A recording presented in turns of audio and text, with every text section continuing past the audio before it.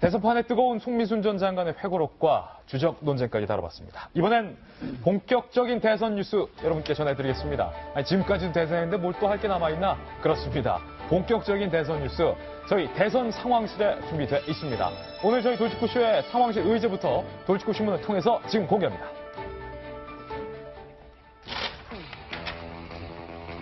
오늘 의제는요, 곤옥심, 갑철수, 돼지 흥분제. 이거 고상한 고품격 돌직구쇼에 등장해서는 안 되는 단어 지금 하나 포함되어 있는데 이게 어떤 얘기인지 대선 상황 실장, 김 실장님을 한번 불러보겠습니다.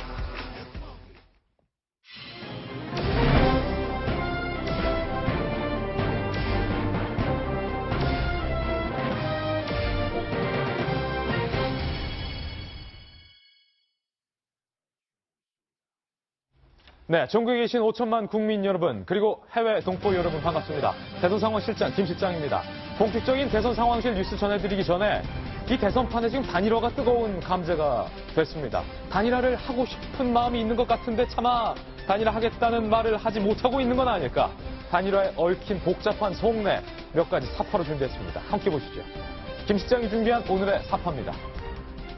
한 표가 아쉬워도 단일화에 선뜻 나서기 힘든 후보들이란 제목인데 위에서부터 자세히 보실까요? 국민의당 일각에서는요, 유승민 후보의 사퇴를 기대하는 단일화론이 국민의당 일각에서 존재하고 있습니다. 하지만 안철수 후보는요, 정치인에 의한 인위적 단일화는 거부합니다라고 발언을 하고 있죠. 그리고 동시에 바른정당 일각에서도 유 후보의 사퇴를 통한 안 후보와의 어떤 단일화를 해야 하는 거 아니냐라는 의견이 존재하고 있지만 겉으로는 이렇게 안철수와의 단일화는 없습니다 라고 후보들은 말할 수밖에 없는 상황에 처했다는 겁니다. 그리고 두 번째 사파, 안철수 후보와 이른바 보수층 사이의 관계인데 안철수 후보는 국민에 의한 단일화를 원합니다. 선거에서 제게 투표해주세요 라고 발언을 했고, 보수층 일각에서는 민주당의 문재인 후보 당선을 막기 위해 안 후보에게 투표할 수 있지만 보수 정당의 위기도 동시에 우려가 된다. 보수층의 입장이라는 것이죠.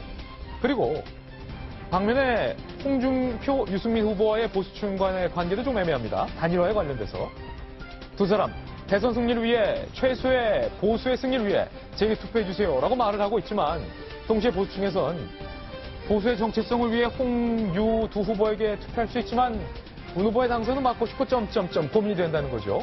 물론 이른바 진보층에선 문재인 후보의 지지층이 워낙 굳건하기 때문에 이런 단일화에 대한 걱정은 상대적으로 없는 것이 현실입니다. 이 단일화의 딜레마 과연 어떻게 봐야 할까요? 김병민 의원님. 예. 바른정당에서 23일에 의총이 있는데 그 의총에서 유승민 후보에게 사퇴하고 안철수 후보와 단일화 해야 된다라고 요구를 한다라는 분위기도 감지되고 있다고. 단단하게 벼르고 있다는 얘기까지 나오고 있는 거고요. 이번 주 일요일로 볼 수 있죠. 2차 TV 토론까지 거쳤는데 유승민 후보 정말 잘했습니다. 정말 잘했는데 지지율이 오르지 않아요. 이 상황을 어떻게 바라볼 것인가에 대해서 바른정당 내에서는 완주에 대한 여부를 놓고 갑론을박이 벌어지고 있는 건데, 저는 무조건적인 유승민 후보가 사퇴하고 안철수 후보의 지지 선언하고 빠져라라고 가지는 않을 것 같아요.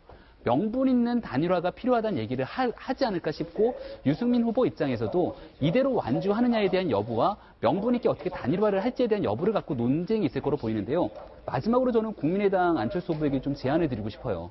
지금까지 국민의당 안철수 후보는 사실상 전략으로 친다면 두루뭉술 전략이었습니다. 그러니까 보수 중도 유권자들이 어쩔 수 없이 안철수 후보에 지지하려고 모여들었는데 사실상 정확한 메시지를 보여주지 않았기 때문에 믿고 찍으라는 건데, 아니 믿고 찍었는데 찍고 나가고서는 다 어떤 행보를 보일지 알 수가 없기 때문에 살짝 뒤로 빠져 있는 거거든요. 그 믿고 찍을 수 있는 명확한 행동을 보여줄 수 있는 게 명분 있는 단일화라는 거고, 그 과정 속에서 바른정당이랑 어떤 역할관계를 형성할 것인지, 혹은 더 나가서 자유한국당이 늘 얘기하는 것처럼 친박계 의원들을 제외한 나머지 사람들과의 연대의 폭을 어떻게 넓힐 건지에 대해서도 아마 그런 얘기들이 복합적으로 오가지 않을까 싶습니다. 이 단일화 그리고 협치에 대해서 안철수 후보가 조금 진일보한 대답을 어제 내놨습니다. 그런데 문재인 후보는 안철수 후보의 협치에 대해서 날카롭게 꼬집었습니다. 문재인, 안철수, 안철수, 문재인 두 후보의 발언 들어보시죠. 저는 지금 현재 다른 캠프에 있는 사람이라고 할지라도 능력이 있는 사람 같으면 그 사람 등용해서 쓰겠습니다. 다음 정권은 꼭 그래야 대한민국의 중요한 문제들 해결할 수 있습니다. 물론입니다. 다들 대한민국 인재 아닙니까? 이 문제를 해결하는데 가장 최적의 인재가 다른 당에 있다면 그 사람 쓰겠습니다. 이번 대선은 준비된 국정 운영 세력과 불안한 세력 간의 대결입니다. 국회의원이 10,000명도 안 되는 급조된 당이 이 위기 상황 속에서 국정을 감당할 수 있겠습니까? 연정을 하든 협치를 하든 몸통이 못 되고 꼬리밖에 더 하겠습니까? 협치를 하겠다는 안철수 후보, 연정을 하든 협치를 하든 꼬리밖에 되지 않는다는 문재인 후보. 이 단일화를 둘러싼 대선 주자들의 힘겨루기는 계속될 것 같습니다.